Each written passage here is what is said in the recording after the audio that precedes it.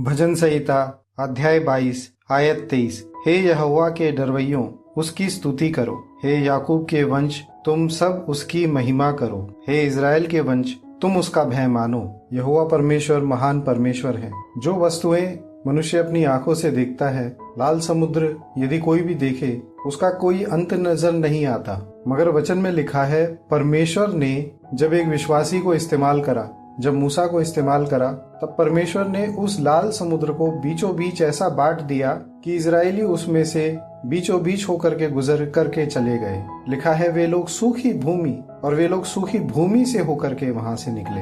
एक समुद्र जब मनुष्य देखता है, उसकी गहराई कितनी ज्यादा रहती है। जब मनुष्य समुद्र को देखता है, उसके आके यदि वो अपने आप को आंके, तो उसका कोई भी अस्तित्व है ही नहीं, क्योंकि समुद्र की लंबाई चौड़ाई असीमित सी नजर आती है। परंतु परमेश्वर के लिए उसे अलग करना भी कोई कठिन बात नहीं।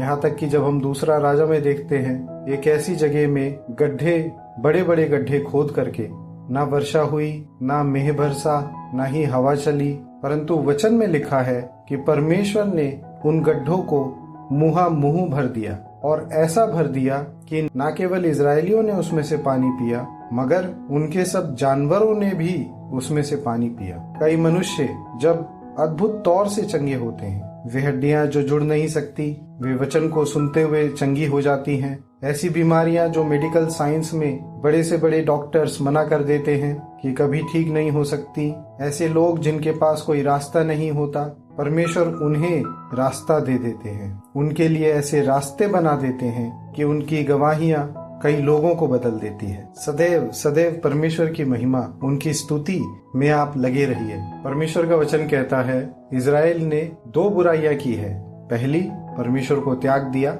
दूसरी, ऐसे हौद खोद लिए जो टूटे हुए हैं, जिनमें कभी पानी टिक नहीं सकता। आप अपने मन को परमेश्वर के वचन में लगाए रहिए। सिर्फ ही वचन है जो आपको सच्ची सामर्थ, आपको विश्वास, अनंत जीवन, चंगाई, छुटकारा और उद्धार देता है। प्रभु यीशु मसीह के नाम में आमीन। जय मसीह की।